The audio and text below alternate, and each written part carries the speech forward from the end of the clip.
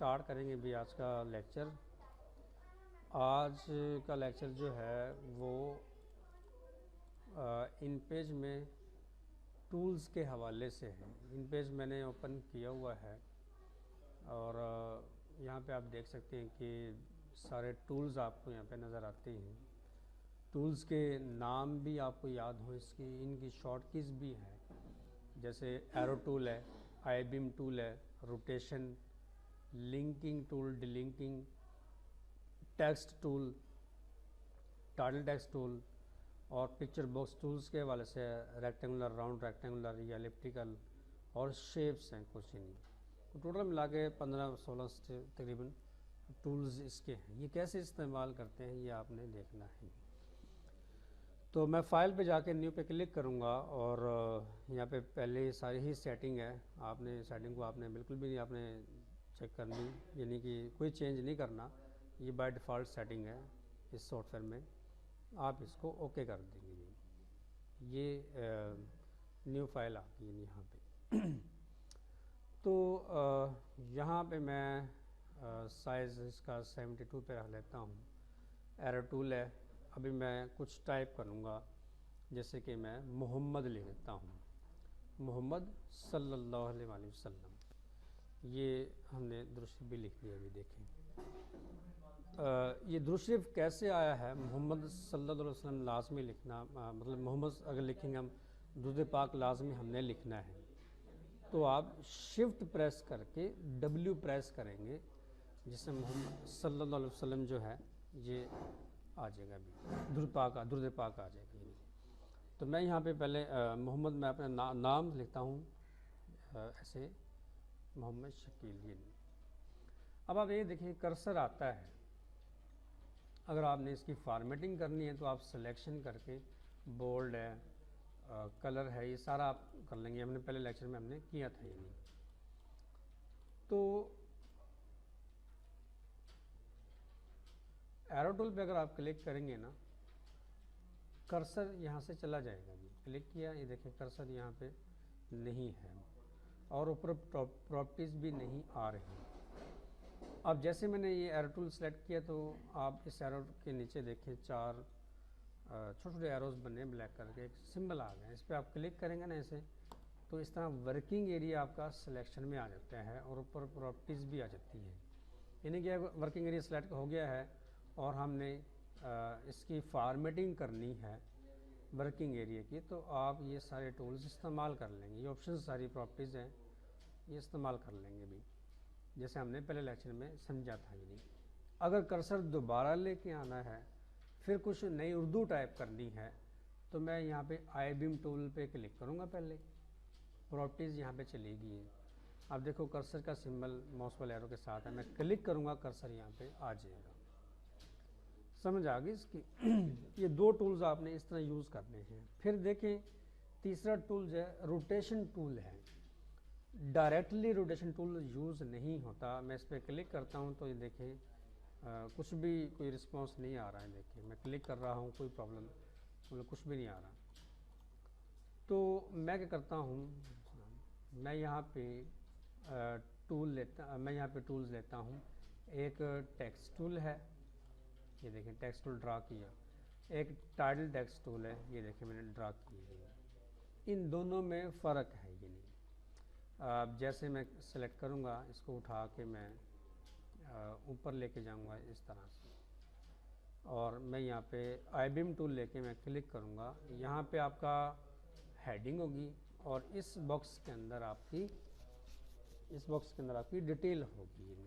जैसे आपने न्यूज़पेपर देखा होगा, अखबार अपने जो है उर्दू का, तो उसमें एक हेडिंग लिखी होती है, फिर नीचे उसकी डिटेल लिखी होती है। यानी जैसे मैं यहाँ पे ले देता हूँ कि मैं ले देता हूँ यहाँ पे आज मौसम बहुत अच्छा है। ये मैंने टाइटल सा लिख दिया, हेडिंग से लिख दी। मैं सेलेक्ट करूँगा। इसकी फॉर्मेटिंग आप कर सकते हैं, यानी सेंटर अलाइनमेंट, साइज़ यहाँ पे हमने बड़ा रखना है इसको इस तरह। देखो इसको ब्लैक एंड वाइट भी हम करेंगे, ये ब्लैक कर दिया है, लिखाई का कलर ब्लैक ही है। अगर आपने टेक्स्ट बॉक्स को यानी आपने कलर करना है तो फिर आप एरो टूल लेके इस पर आप क्लिक करेंगे, जैसे सिलेक्शन होगा, देखो एक ये डॉट आ रहा है, एक ये डॉट नोड्स आ रहे हैं। अब मैं इसको यानी यहाँ पे ब्लैक कर दूंगा, ब्लैक आ गया, लिखाई मेरी ब्लैक ही थी। अब मैं लिखाई को सिलेक्शन करके वाइट कलर की लिखाई मैं यहाँ पे कर देता हूँ। ये देखिए कुछ इस तरह से आ रहा होता है। अब आई बीम टूल लेके यहाँ पे क्लिक करेंगे और इसकी डिटेल सारी यहाँ पे हम लिख देंगे। यानी समझ आ गई इसकी फॉर्मेटिंग करनी है तो फिर सिलेक्शन करनी है एरो टूल से, और आप यानी कि लाइन देना चाहते हैं, डिफरेंट लाइनें स्टाइल में पड़ी हैं, जैसे बॉर्डर हमने अप्लाई किया था, ये देखिए ये लाइन आ गई या फिर ये लाइन आ गई। इसका साइज़ बड़ा करेंगे यहाँ पे 3, ये देखिए साइज़ ऐसे हो गया। इसके अंदर कलर फिल कर सकते हैं भाई, आउटलाइन का कलर यहाँ पे पड़ा है रेड हो गया, और फिल कलर ये पड़े हैं जो कि सियान वगैरह इस तरह के आ गए। इसमें टाइप कैसे करना है उसी तरह आई बीम टूल लेके आप क्लिक करेंगे और टाइप करना, फलां चीज़ें जो भी है वो आप टाइपिंग कर लेंगे इस तरह। समझ आ गई इसकी भी। अब आप देखें भाई मैं यहाँ पे अब सिलेक्शन किया मैंने, देखें ये सिलेक्शन होंगे, इसका साइज़ मैंने छोटा किया बड़ा किया जैसे भी है। इसी तरह इसको भी सिलेक्शन करके ऐसे छोटा बड़ा साइज़ में रख सकते हैं। इसको रोटेशन करना है, रोटेट करना है इसको, क्योंकि आप टेक्स्ट टूल या type text tool, title text tool या टेक्स्ट बॉक्स टूल दोनों यूज़ करेंगे, फिर आप रोटेशन टूल लेके क्लिक करेंगे, फिर ये रोटेट होगा। ये देखिए अब मैंने रोटेशन टूल लिया तो ये इसका साथ सिंबल सा आ गया। इस कॉर्नर से पकड़ के मैं अगर इसको ड्रैग इस तरह करूँगा तो ये रोटेट हो जाएगा इस तरह से। ये देखिए अब वर्ड में वो चीज़ नहीं है, वर्ड जैसी चीज़ यहाँ पे नहीं है, अलग से टूल लिया है रोटेशन वाला। ये देखिए मैं ज़रा इस तरह करके दिखा रहा हूँ आपको, ऐसे ही नहीं, फिर ऐसे ही नहीं, ये देखिए रोटेट होता है। ये नहीं, इसको क्लिक किया, इसको सेलेक्ट किया और रोटेशन टूल लेके मैं इसको भी मूव करवा लेता हूँ। ये देखिए कुछ इस तरह से है, ये देखिए समझ आ गई। तीसरा टूल आपका रोटेशन का है, और बाकी जो टूल करवाए हैं text box tool, title text box tool, ये उसलिए इस्तेमाल, क्योंकि टेक्स्ट बॉक्स टूल भी यूज़ होता है अगर हम फॉर्म बनाएंगे, एडमिशन फॉर्म है, कोई जॉब फॉर्म है, उर्दू में अगर हम बनाएंगे तो फिर हमें ये यूज़ करना पड़ेगा। अच्छा, इसमें लिंकर और डिलिंकिंग टूल इस्तेमाल हम नहीं करेंगे। ये नहीं, अगर हमें मतलब जो है इसमें उर्दू काफ़ी सारी टाइप की होगी एक टेक्स्ट बॉक्स के अंदर, तब हम इसका इस्तेमाल करेंगे, ये हम बाद में करेंगे इंशाल्लाह। इन दोनों की समझ है इस टूल की, जिसमें बॉक्स है और आइन लिखा हुआ है, यानी ये टेक्स्ट बॉक्स टूल है। टाइटल टेक्स्ट बॉक्स टूल होता है, टेक्स्ट बॉक्स टूल होता है। इसके नीचे देखिए अगर आपने कोई पिक्चर भी लगानी है तो ये पिक्चर बॉक्स टूल्स पड़े हैं भी, रेक्टेंगुलर पिक्चर बॉक्स टूल है, round rectangular picture box tool है ये वाला, और एलिप्टिकल पिक्चर बॉक्स टूल है। मैं तीनों ही ड्रा कर लेता हूँ, एक ड्रा किया, ये ड्रा किया मैंने, और ये ड्रा किया। इसके अंदर देखो इसके अंदर क्या है, क्रॉस है। ये नहीं, अब यहाँ पे हैंड सिंबल आ रहा है, देखो मैं यहाँ पे माउस वाला एरो लेके आता हूँ, अगर मैं एरो टूल लेके क्लिक करूँगा तो ये सिलेक्शन ही हो जाएगा, इसके अंदर पिक्चर आ जाएगी। ये पिक्चर बॉक्स टूल्स है। ये नहीं, डबल क्लिक करेंगे आप, कोई भी पिक्चर अगर आपने इसके अंदर डालनी है तो आप पिक्चर भी ले सकते हैं। अगर डेस्कटॉप पे मेरे पास पड़ेगी तो मैं सिलेक्शन कर लूँगा, जैसे यहाँ पे पिक्चर है, और मैं इनमें से कोई पिक्चर ले लेता हूँ। यहाँ पे मैं ये ले लेता हूँ, चले पिक्चर, ये देखें यहाँ पे पिक्चर अभी आ जाएगी, ये देखें पिक्चर आ गई। एडजस्ट करनी है पिक्चर को, कैसे करना है, यानी कि मैं इस तरह एडजस्ट करता हूँ या इस तरह कर लेता हूँ, और एरो टूल लेके सिलेक्शन करूँगा पिक्चर बॉक्स टूल को, और मैं इसको फिट कर लेता हूँ जितनी भी ये आएगी। यहाँ से ऐसे पिक्चर मैं फिर सिलेक्शन करूँगा, यहाँ पे रख के क्लिक करके फिर मैं फिट कर लेता हूँ। ये देखिए ये पिक्चर हो गया। अब इस पिक्चर बॉक्स टूल की भी आप फॉर्मेटिंग उसी तरह कर सकते हैं जिस तरह आपने टेक्स्ट बॉक्स टूल्स की थी या टाइटल टेक्स्ट बॉक्स टूल की थी। यानी कि मैं लाइन डिफरेंट देना चाहता हूँ, लाइन का साइज़ 2 कर देता हूँ, फिर मैं उसी तरह कलर कर देता हूँ, फिल की कोई ज़रूरत नहीं है। ये देखिए समझ आ गई पिक्चरें इसके अंदर कैसे लगानी है। आई बीम टूल लेके डबल क्लिक करेंगे, कोई भी पिक्चर अगर आपने सेट करनी हो तो आप इस तरह यानी पिक्चर इसके अंदर सेट कर सकते हैं कुछ इस तरह से। हाँ ये है कि सेटिंग कैसे करनी है, तो वो फिर आपने इस तरह सेट करके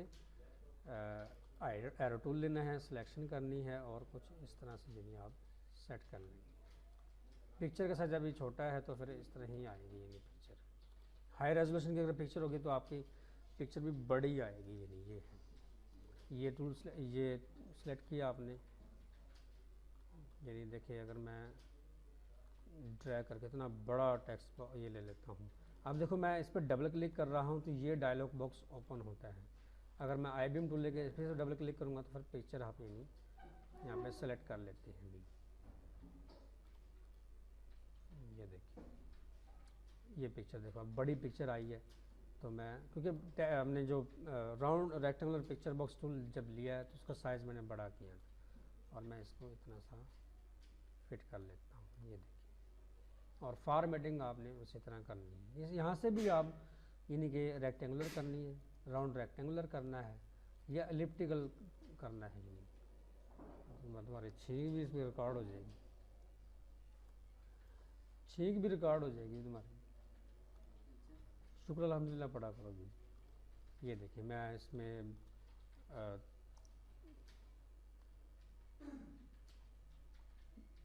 साइज़ बड़ा करेंगे आप इसको, आपने यानी इसको लाइन दी है, जो भी आप कलर देना चाहें कुछ इस तरह से। समझ आ गई इसकी तीनों टूल की, तीनों टूल से मैंने आपको यानी करके दिखाया पिक्चर कैसे करनी है। शेप्स, फिर शेप्स है, शेप्स का आप ड्रैग करते हैं, ये भी रेक्टेंगुलर शेप्स है। आज भी बात फिर लिप्टिकल शेप है, यानी अभी बैठा 1 मिनट ठहरो मैं ले लेता हूँ। और राउंड रेक्टेंगुलर शेप है, लाइन टूल लाइन शेप भी है, भी ऐसे ड्रैग करेंगे लाइन। इसकी फॉर्मेटिंग उसी तरह ही है, एरो टूल लेके सिलेक्शन करेंगे आप, लाइन पे क्लिक करेंगे फिर ये सिलेक्ट होगा और उसी तरह ही फॉर्मेटिंग है भी। उसी तरह साइज़ बड़ा कर देंगे, इसका साइज़ ज़्यादा कर दिया मैंने, डिफरेंट ले लेंगे आप, यानी ये ले लेता हूँ और कलर दे देता हूँ ग्रे कलर देंगे, फिल भी कर सकते हैं। यानी ये शेप्स पे फॉर्मेटिंग हो रही है राउंड रेक्टेंगुलर की, ये रेक्टेंगुलर की है, ये इलेक्ट्रिकल टूल की है, ये लाइन टूल भी है। अब ये तो मैंने देखो बता दिया आपको, ऐसे करके ऐसे करके ऐसे करना है। जब हम कुछ चीज़ बनाएंगे ना तब मैं यूज़ करूँगा इस पर कि ये शेप्स किन किन जगहों पे यानी इस्तेमाल होंगे, किस किस असाइनमेंट पे, किस किस फॉर्म पे ये इस्तेमाल होंगे। एक लास्ट वाला टूल है, इसमें मैं क्लिक करके ड्रैग करूँगा, राउंड मतलब रेक्टेंगुलर ड्रा हो गया।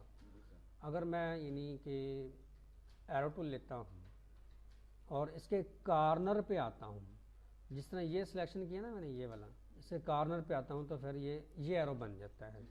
लेकिन इसको सिलेक्शन करें जब मैं कॉर्नर पे आऊँगा तो प्लस का निशान छोटा सा बन जाता है इसमें। यानी कि आप इसको जिस तरह मर्जी आप रोटेट कर लें, मोड़ लेंगे यानी शेप को। ये पॉलीगॉन शेप है, यानी ये देखें मैं कुछ इस तरह की शेप बना लेता हूँ, कुछ इस तरह ऊपर कर लेता हूँ, ऐसे कुछ ऐसे कर लेता हूँ। ये देखो ये कि कॉर्नर से आपने पकड़ना है इसको। ये देखिए थोड़ा सा और मैं नीचे कर देता हूँ, ऐसे सड़क से बना देता हूँ, इसको थोड़ा सा बड़ा कर लेता हूँ ऐसे। तो इसकी फॉर्मेटिंग भी ना फिल करेंगे, ये फिल हो जाएगा। आउटलाइन सिलेक्शन कर लेंगे, आउटलाइन का साइज़ दे देंगे आप इसको। तो कुछ इस तरह से यानी शेप को आप इस शेप को लास्ट वाले जो टूल में आप मोड़ सकते हैं। इसको समझ आ गई भी इसकी। ये कुछ टूल्स हैं, देखो देखने में इतने आसान है, जब हम इस्तेमाल करते हैं किसी असाइनमेंट पर तो फिर और भी आसान हो जाते हैं आपके ये टूल। समझ आए इसकी। मैं इसको स्टॉप करता हूँ यहाँ तक।